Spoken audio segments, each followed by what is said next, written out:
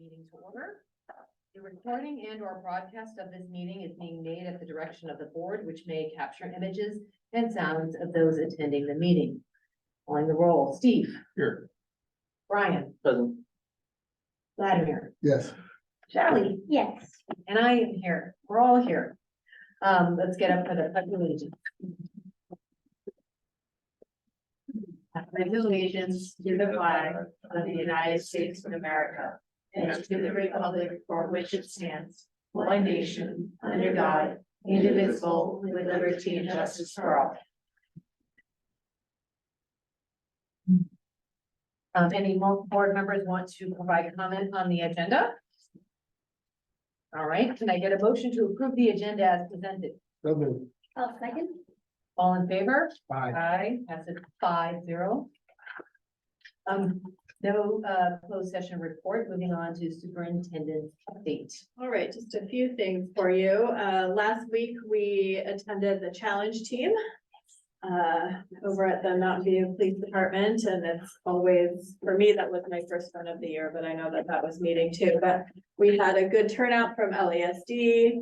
Eric was there, several of our principals, our new principals came to see what challenge team is really all about. And at the next meeting in early October, the 3 partner districts, we're all gonna get about 10 or 15 minutes to share a little update about the district. Great. So we're really looking forward to that. That will be great. This week we have 6th graders from Gardner and Santa Rita out at Walden West.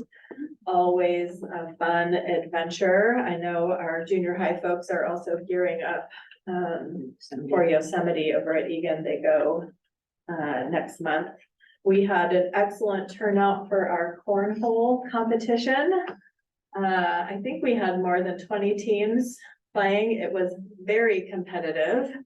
And cheers to Principal Connie Colmore, and who was Weird Barbie, and her. She really looked the part. She did, she was great. And her partner, Tom Kesselring, who was Ken for the evening. But it was a really great turnout. And then wanted to let you all know that I am participating this year in the new superintendent seminar series through AXA, which means this Thursday afternoon, I'll be heading up to Sacramento, but it's great. It's for year 1 or year 2 superintendents. So the advice was get a year under your belt, and then you'll have a little bit more context to dive into the learning. So I'm looking forward to meeting a group of, they have about 30 new superintendents to just continue my own growth and learning together. So I'm excited about that. That's it for me. All right, moving on here. Change the page, sorry, to the consent calendar. Any board members like to provide comment on the consent calendar? Can I get a motion to approve the consent calendar? So moved. I'll second. All in favor? Aye. Aye, passes 5-0. On to employee request to address the board, Mr. Hazelton. Oh, hello, everyone. I'm back. I'm a bit offended that Sandra didn't Yeah, mention right? my Grandma? football team, the Coastal Grandmas, that lost in the first round. But you know, we were there, and I actually, it kind of goes with what I was gonna say tonight. In the past, I've never really attended any of these district sporting events, because I don't really care for sports. But I felt like this year I had the energy to do that. And I think that that speaks to the larger teacher feeling that we're having at the beginning of this year. I do site visits on Tuesdays, and I've already been to Oak, and I went to Block last week. And the comments from the teachers are that it feels a lot more like normal. And I don't know if that's really based in anything other than just a feeling at this point. But I do think it also ties in with some of the work that we've been doing around the wheel, and really kind of reminding teachers to focus on that relationship building in the beginning of the year. And I've also been doing that in my classroom, and I have noticed a marked difference in my students and how they're responding and adjusting. And so I think that it just goes to show that, you know, it's working. And on a kind of side note, I was really happy to attend the Measure A training on Thursday. And we have 40 teachers that have signed up to volunteer in some way in order to pass Measure A. And I'm going to be doing some precinct walking myself. And I actually got a request from one of my former students to join me, which I thought was really cool. So over the next few weeks, we're going to be working on getting everybody assigned to their precincts and making sure that they know where to go. But the teachers are really excited to help with that. So that's all. Thank you. Thank you. No, Ms. Shea. So moving on to public community comment. To provide public comment on an agenda item, speaker cards are to be submitted to the superintendent. Speaker cards will not be accepted once public comments begin. Your name will be announced when it is your turn to speak. Community comments. It looks this time is reserved for members of the public and employees to address the board on items that are not on the agenda. The board is not permitted to discuss or take action on non-agenda items except to instruct the superintendent to review the matter further, report back to the board at a subsequent meeting, or place the matter on a future agenda. The board may make a brief comment or ask clarifying questions. We have one speaker. She can have 3 minutes. Deanna Brown.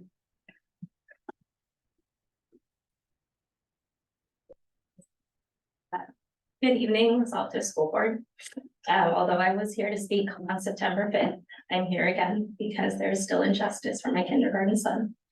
On September 11th and September 13th, the special education department stood firm in their decision to continue to deny my son equal access to transportation.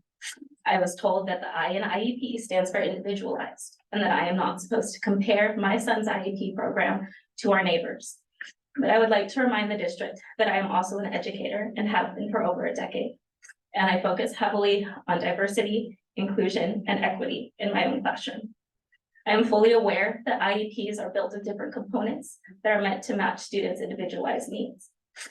What I am doing is not comparing. I am noticing an inequity in access to your transportation services. I am asking the district to look at my son as an individual with protected needs and ensure that his IEP allows him access to a safe school site so he can have his IEP program implemented fully. But the district does not agree when I say that Almond is not a safe school site for him. They told me that they do not agree that what my son experienced was bullying. But bullying has a clear definition. It is deliberate, aggressive, repeated, and usually the result of a power imbalance. When district employees arrived at Almond to lock my son out of school, that was deliberate. When you stop a child from entering his class with his friends because I did not consent to him to be placed in an SDC program, that's aggressive. When 3 full-grown adults use their bodies to physically stop, create a barricade, and hold a gate shut on a 5-year-old child that was born small for his gestational age, that is an imbalance of power. Not being allowed to attend class from October 17th until December 12th, that's repeated. But according to these letters I received, the district's stance is that what my son experienced is a conflict part of normal developmental process that children experience, offering him genuine opportunity to build resistance and strong social skills. I did not realize that locking children out of classrooms was normal in Los Altos. And I did not realize that unequal access to transportation services was normal in Los Altos. Am I meant to just look at my son as Linda Brown or Ruby Bridges? When will he see justice? And when will the people with the power to speak up and make change stand on behalf of my son?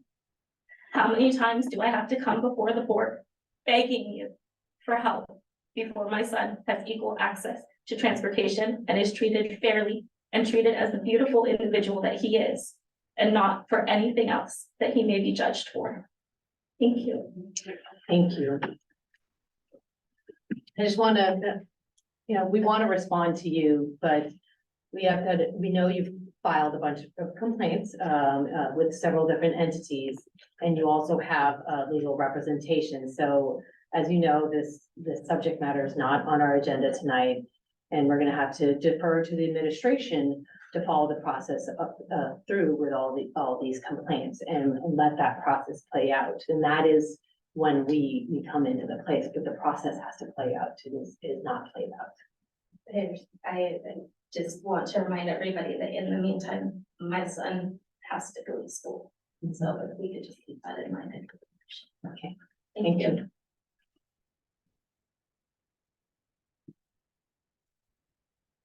Moving on to action discussion items, social and emotional learning update, Mr. Drummond.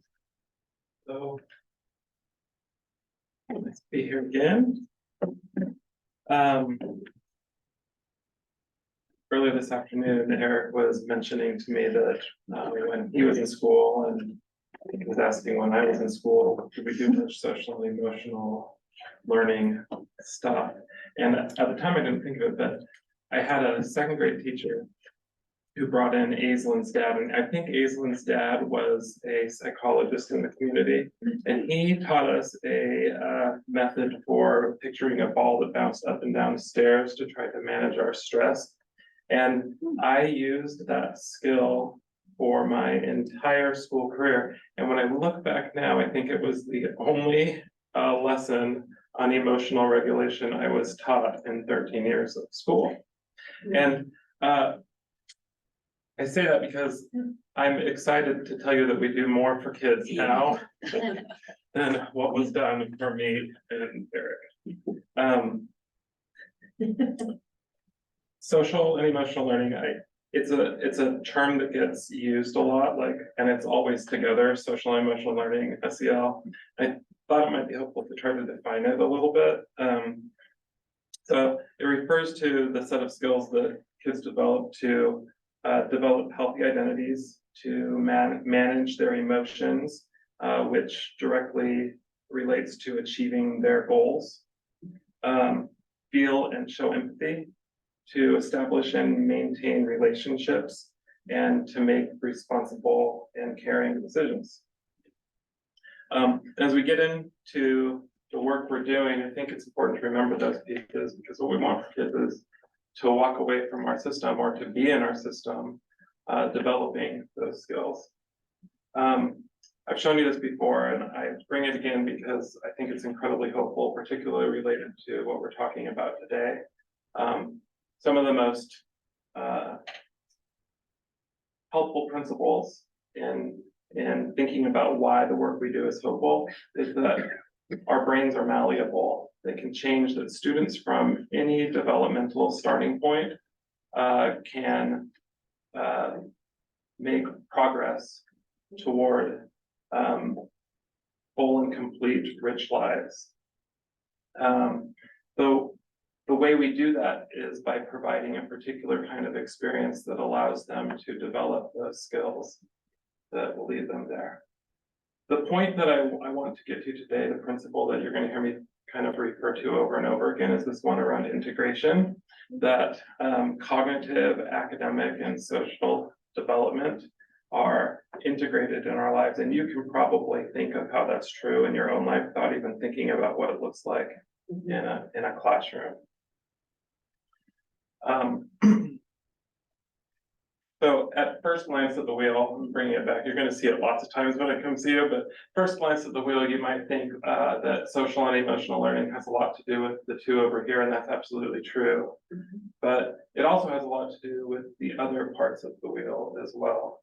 When we give students the opportunity to use their social skills and emotional regulation in the development of academic skills, then they really do blossom as full people. So I want to get to a little bit more clearly, what does SEL have to do with the outcomes that we want for kids? We want kids to walk away from and be in our system as kids who experience hope, belonging, engagement, and who are developing skills to be ready for any possible future that comes their way. If you think about any one of these C's, it's easy to see how each one requires social and emotional development. it's very hard to collaborate with somebody if you don't know how to feel and show empathy or to manage your own emotions. And you can probably go through the whole list of all the others and think about the integration of those skills. Here's what it looks like in the classroom. There are many ways that we do this, but thinking about integrating social and emotional and academic learning, I have 4 visuals here for you to think about how it might play out besides just teaching a lesson about a particular skill or strategy. So if you look at that, the blue box at the top there, you think about the teacher creating a situation where kids actually do need to do some collaborative work and communicate with each other so that they have an opportunity to perhaps have a conflict that needs to be resolved or something to work through and that they might need to use their social and emotional skills. The teacher, in planning for that lesson, will identify the competencies that kids need to develop and may explicitly incorporate that learning into the lesson that prepares kids for that collaborative work. Additionally, kids are given opportunities to work on their own so that they can use their, what do they call it, their self-management and responsible decision-making skills. And finally, I want to talk about this one and go on a little bit, talk about it a little bit more. There are, throughout a teacher's day, many teachable moments. You all probably know this as parents too, teachable moments where you can use what's going on in the class or between individuals to teach social skills and emotional regulation. This leads to the idea of restorative practices. We think of conflict and challenge as an opportunity for growth. When conflicts do arise, the priority is for us to maintain and repair trust and relationships. And so we use a set of proactive strategies and reactive strategies to help do this. Proactive strategies include things like creating norms and routines for the classroom, modeling the type of behaviors that you want students to see in hopes that the things that safeguard interaction really make it so reactive strategies aren't necessary. There's something in between proactive and reactive though, and that's around co-regulation, and you saw it in that image. Let's say, for example, a student is getting very frustrated in their work with another student. The teacher might, in that moment, get down on the kid's level, do some in-the-ear coaching about what they might do to make responsible choices or to think about the situation in the moment, to help them make decisions that lead them to more success in the future. Reactive strategies are always about getting to the root cause, understanding not just the symptom, but the problem so that we can help address the problem. So in addition, one more thing in addition to that is that the adults in our system are learning about culture and identity so that they can monitor their own bias to ensure that students are being treated equitably in those restorative practices. So the next piece of what we do for kids is we do provide explicit instruction in social and emotional learning. It's not just integrated, but there's also this explicit part of it. There's an organization called CASTLE, which I actually think I've referred to in front of you guys before. It's the collaborative for the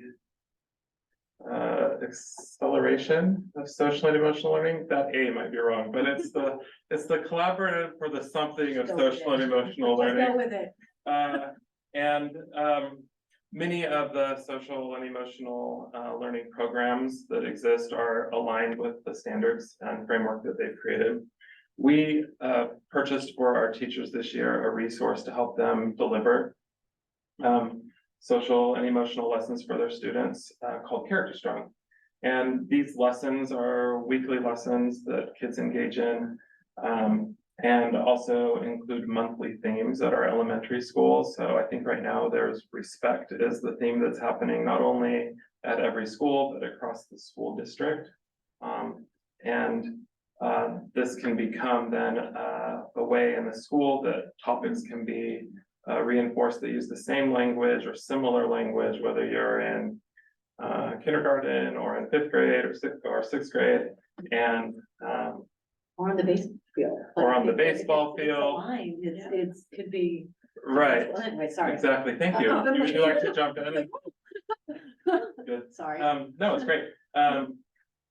So that kind of common language allows them to have a way of talking about the things that kids are learning and to get into that integrated sort of way of approaching it. So when something does happen in the classroom related to respect, the teacher can then refer to a lesson that they had last week related to respect, or that they had last year related to respect.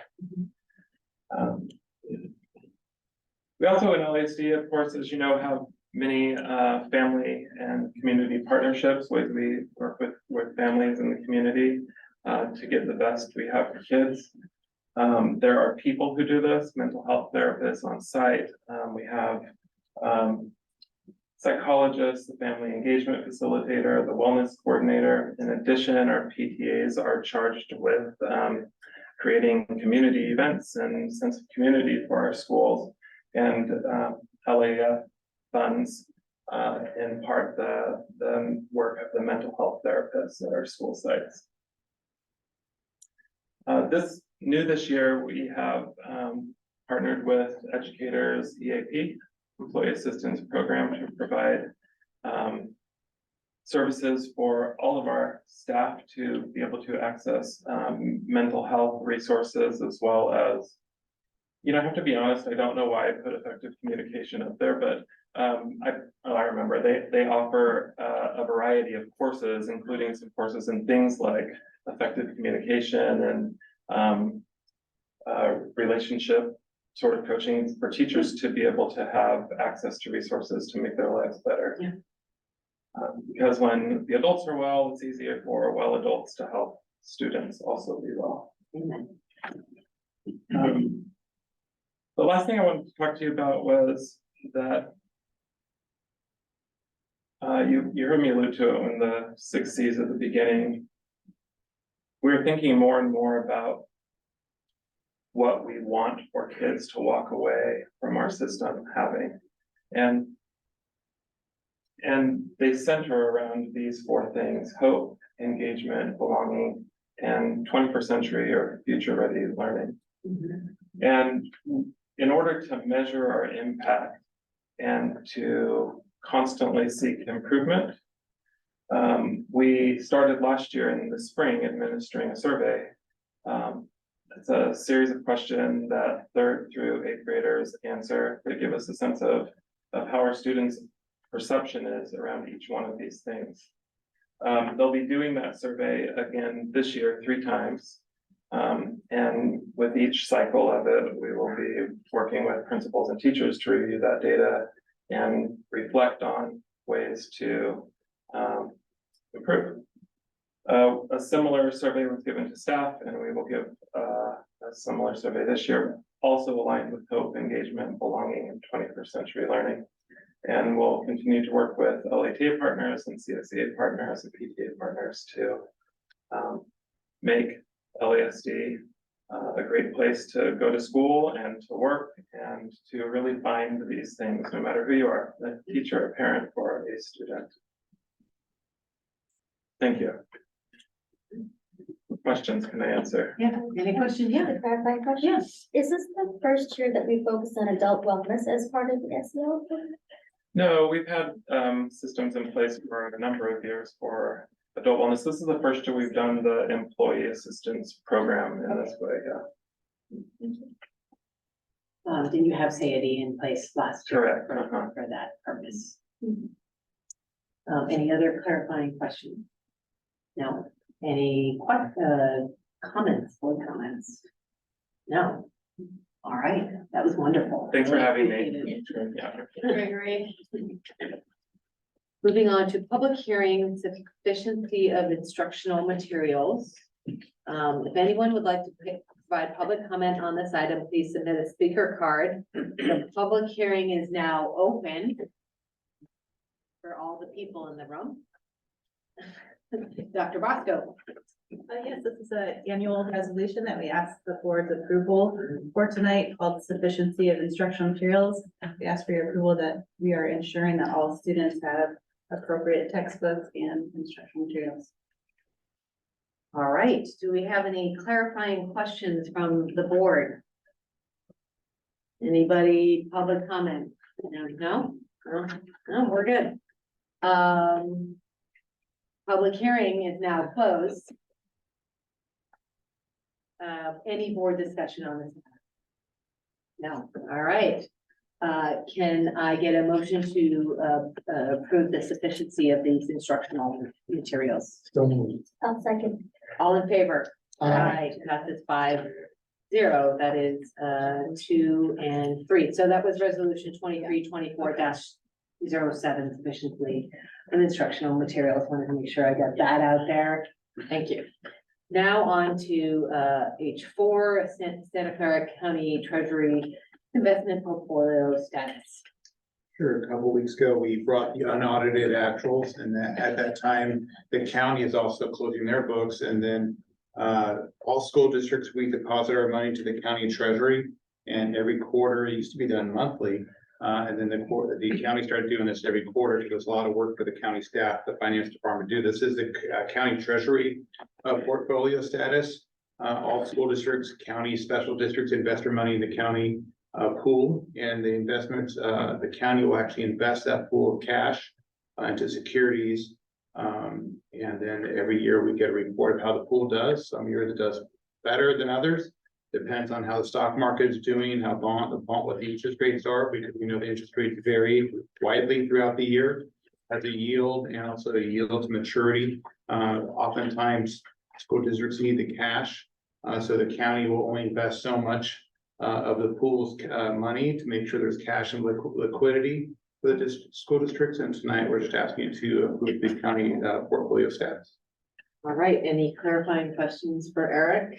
Any public comment? Oh, Do we have any influence over this? Not really. If the county is doing risky behaviors, then I'm sure we could go to them and ask them about that. But the county has been very responsible with all the school district's cash. And we feel very confident in their investment strategies. any board comment? No. Yes, It's not for you, it's for the county. Sure. Are they doing better than index funds? If you know, It's based on risk, I think. I think sometimes if you look at the report, some of the treasury bills have a better yield to maturity rate than we would be getting. So I think they're probably more risk averse, and so some of their investments are probably not as risky as you would get in an index fund or other funds that are out there. So I'm okay with earning the 3% yield. You could probably get more if you did in some other more risky investments, but I don't think the county wants to be doing that. yeah, so I did notice horrifyingly that we lost $350 million over whatever the last period was. But I also noticed that it goes up and down every year. It does. Or between quarters or whatever the period is. Yeah, and that came up in another school district. It's not really losing money. It's just at that snapshot in time. That's the value of the fair market value at that time. It doesn't mean they've lost that money, but at that time, it's showing a loss from year to year rates. Well, as I understand it, basically anybody who holds bonds is showing paper losses because the bond values, if it's a bond that was written a few years ago that gives you 2%, that bond is worth a lot less now because you can get a new T-bill at 5%. So from my analysis, it looked like that was basically where the negative was, and it's a paper loss, right? Like they're holding all of these bonds to maturity anyway, so it's not really losing money. It's just if they had to liquidate a bond, they couldn't get as much right now as they could. thank you. Any more board comment, Vladimir? As a representative of the board. Can I get this is an action. Can I get a motion to approve the Santa Clara County Treasury Investment Portfolio status? I will move that we will consider accepting, the treasury Yeah, investment that portfolio too. status. That's a good idea. I'll second. All in favor? Aye. 5-0. On to resolution 2324-08, speech language pathology services credential. So this is a perfunctory item brought forward tonight, where a speech and language pathologist can be placed in a credential position by board resolution if he or she possess the appropriate licensure. So that would be the case here, where a speech and language pathologist has earned a master's degree and a license by the Speech and Language Pathology Audiology Board. So we ask for your approval this evening for this resolution. Great. Any clarifying questions? Any public comment? No? Any board comment? All right. The board has no comment. Can I get a motion to approve resolution 2324-08, speech language pathology services credential? Someone, Second. All in favor? Aye. Aye, passes 5-0.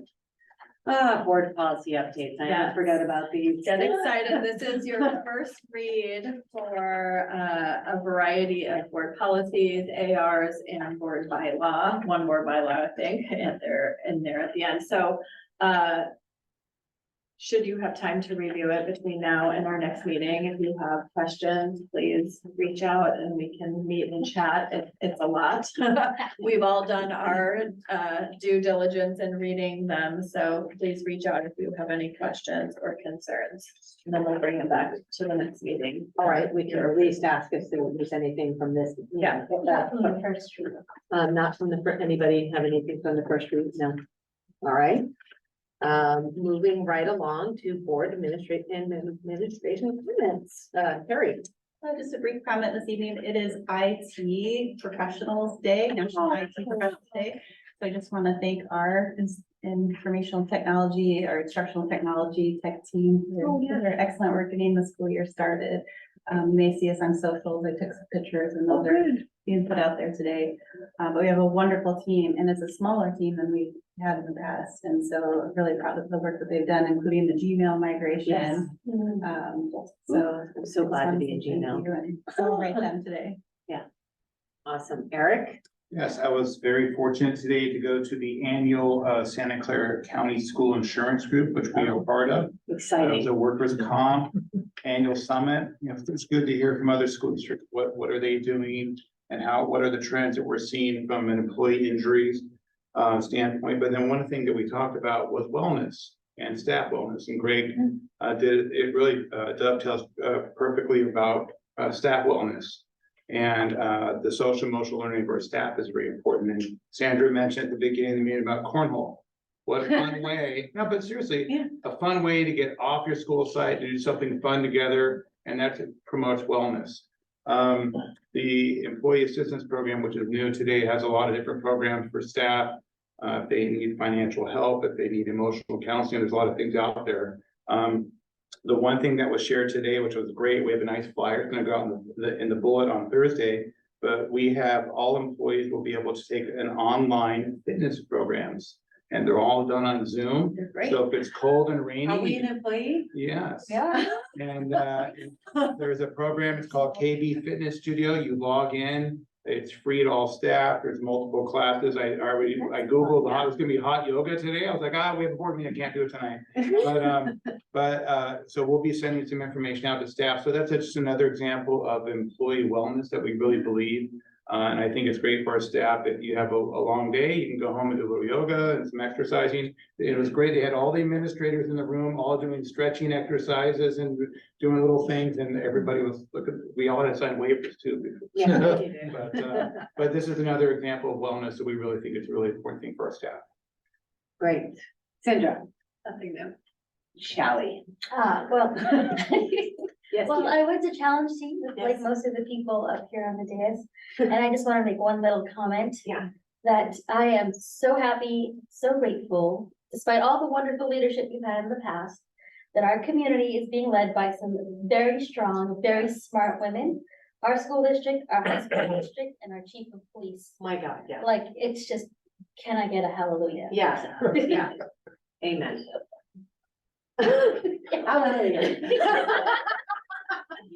Vladimir, can you top that? I went to a really exciting meeting on SB 10, which was the new legislation surrounding fentanyl awareness and the mandates that are being imposed on schools that we will have to meet. I don't know exactly what the, It hasn't been signed yet, but like. oh yeah, it hasn't been signed yet, but it was passed basically both houses 120-0. So the government would be very foolish not to sign it.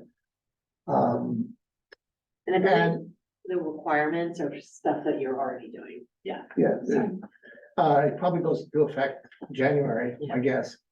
So we'll have to take a look at that and see that. Yeah. It was Yeah. exciting.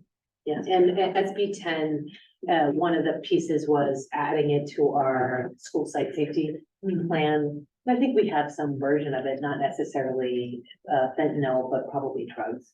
I don't think it's going to be a heavy lift.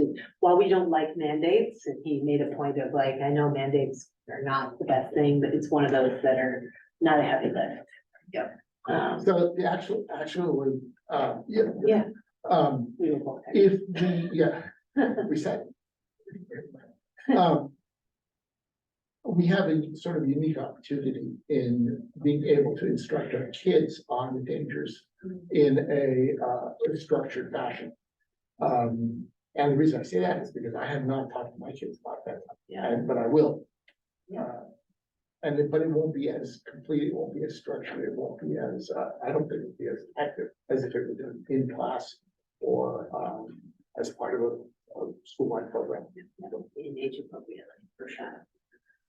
Right. This coming Thursday, I'm going to attend an educator workforce housing symposium that the County Office of Education is putting on. Just sort of get a lay of the land up there, since that's something that's obviously on our minds. That's about it. We have some PTA meetings. Yes. Steve.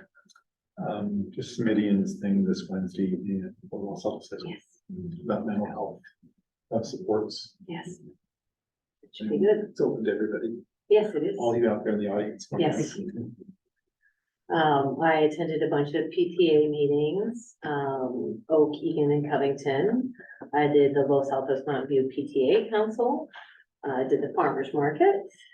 And we all did the Mountain View Art and Wine Festival, where some of the best ticket and glass sellers this side of Los Altos. Absolutely. I did the SB 10 press conference with him. I will be at the housing symposium.